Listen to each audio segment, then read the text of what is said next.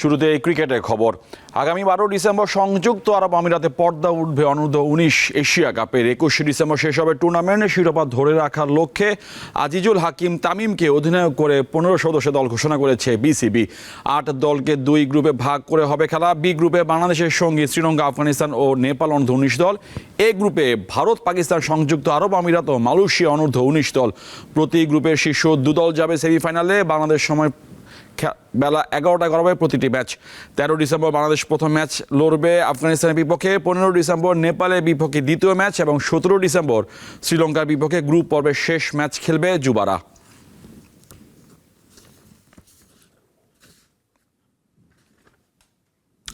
পাঁচ ম্যাচের সিরিজে প্রথম টি-20তে কটকে আজ সন্ধ্যা 7:30টায় ভারতের মুখোমুখি হবে সাউথ আফ্রিকা। 2024 সালে টি-20 বিশ্বকাপের ফাইনালে সাউথ আফ্রিকাকে 7 রানে হারিয়ে দ্বিতীয়বারের মতো শিরোপা জেতে ভারত। ঘরের মাঠে প্রোটিয়াদের বিপক্ষে সিরিজ দিয়ে শিরোপা ধরে রাখার মিশন শুরু করতে মাঠে নামছে ভারত। এই সিরিজ দিয়ে আবারও আন্তর্জাতিক ক্রিকেটে ফিরতে যাচ্ছেন ভারতের অলরাউন্ডার হার্দিক পান্ডিয়া ও ব্যাটার শুভমান গিল। এখন পর্যন্ত টি-20তে 31 বার মুখোমুখি হয়েছে দুদল। ম্যান ইন ব্লুদের জয় 18 ম্যাচে এবং সাউথ আফ্রিকা জিতেছে 12 ম্যাচ, পরিত্যক্ত হয়েছে একটি।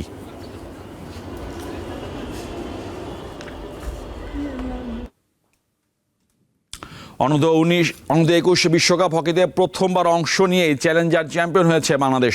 টুর্নামেন্টে আমিরুল ইসলামের পঞ্চম হ্যাট্রিকে 5-4 গোলে হারিয়েছে লাল সবুজের দল। যুব বিশ্বকাপ হকিতে গ্রুপ পর্ব থেকে বাদ হয়ে যাওয়া 8 দলের মধ্যে স্থানীয় ধরনী পর্বকে আন্তর্জাতিক হকি সংস্থা এবার আনুষ্ঠানিকভাবে চ্যালেঞ্জার্স ট্রফির নাম দিয়েছে। বাংলাদেশ 17তম স্থান লাভ করে চ্যাম্পিয়ন হয়েছে। ভারতের মাদুরাই আন্তর্জাতিক স্টেডিয়ামে শুরু থেকে ম্যাচে নিয়ন্ত্রণ রাখার চেষ্টা করে বাংলাদেশ। প্রথম 3 কোয়ার্টারে 3-0 গোলে এগিয়ে যায় তারা। 44 মিনিটে গোল করে অস্ট্রিয়া। চতুর্থ কোয়ার্টারে হ্যাট্রিক করেন আমিরুল। বিশ্ব আসরে 6 ম্যাচে এটি তার 18 নম্বর গোল। অস্ট্রিয়া আরও 3 গোল করলেও শেষ পর্যন্ত জয় নিয়ে মাঠ ছাড়ে বাংলাদেশ।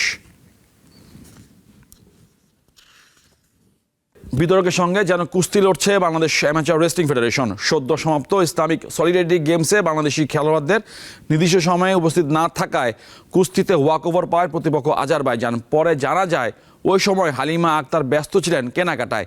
এছাড়া নারী খেলোয়াড়দের সঙ্গে সফরে ছিলেন না সমলিঙ্গের কোনো ম্যানেজার কিংবা টেকনিক্যাল ব্যক্তি।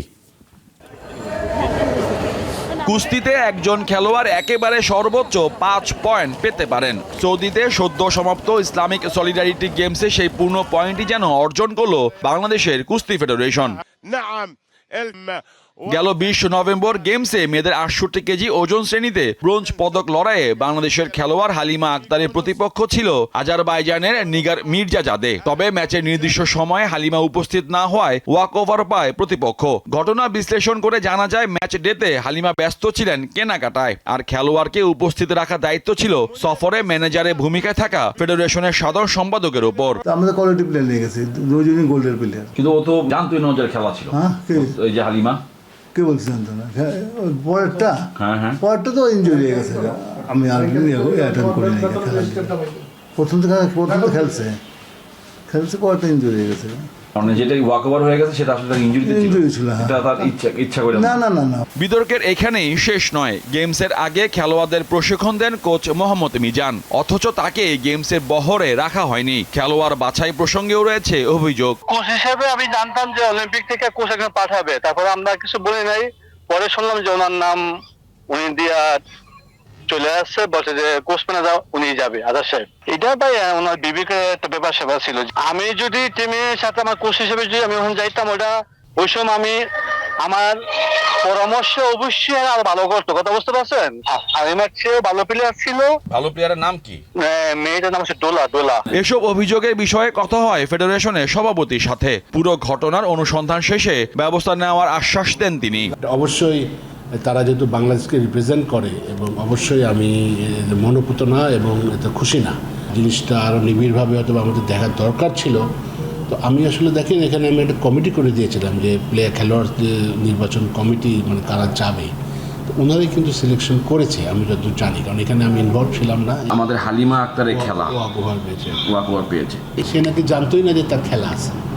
কতটা আনফিট না, এটা তো রেসপন্সিবিলিটি ওর, প্লাস যে আপনার ম্যানেজার হিসেবে গেছে তার রেসপন্সিবিলিটি। দেশের ক্রীড়া অঙ্গনে এমন ঘটনার জেরে বাংলাদেশ অ্যামেচার রেসলিং ফেডারেশনের কাছে ব্যাখ্যা চেয়ে এরই মধ্যে চিঠি পাঠিয়েছে বাংলাদেশ অলিম্পিক অ্যাসোসিয়েশন। মোহাম্মদ হাসিব, দীপ্ত স্পোর্টস, ঢাকা। নারী জাগরণে বিশেষ অবদানের স্বীকৃতি হিসাবে মর্যাদাপূর্ণ বেগম রোকেয়া পদক পেলেন বাংলাদেশ নারী দলের ফুটবলার ঋতুপর্ণা চাকমা।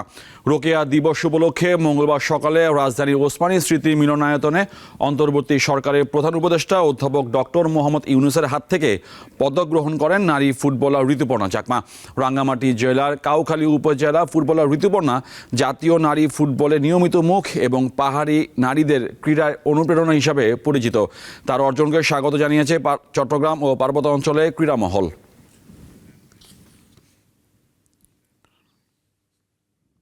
মার্কিন যুক্তরাষ্ট্র, কানাডা ও মেক্সিকোর আয়োজনে অনুষ্ঠিত হবে ফুটবল বিশ্বকাপে 2026 সালের আসর, যেখানে প্রথমবারের মতো খেলবে 48টি দল।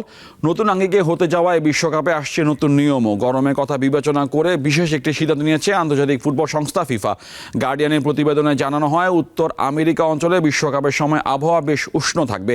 এমনকি এটাই হতে পারে বিশ্বকাপ ইতিহাসের সবচেয়ে উষ্ণতম আসর। তবে আবহাওয়া যেমনই হোক না কেন, সব ম্যাচের প্রতি অর্ধের মাঝামাঝি সময়ে দেওয়া হবে পানি বিরতি। তার মানে প্রতি অর্ধের 22 মিনিট পর খেলা বন্ধ করে দেবেন রেফারি।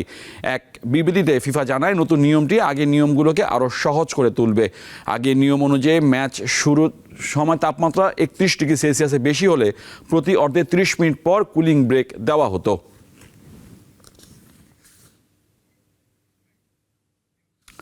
এই ছিল আজকে দীপ্ত স্পোর্টসে দেশ বিদেশে খেলাধুলার নানা রকম খবর পেতে দীপ্ত স্পোর্টসের সাথে থাকুন আর চোখ রাখুন দীপ্ত টিভি ডিজিটাল প্ল্যাটফর্মগুলোতে।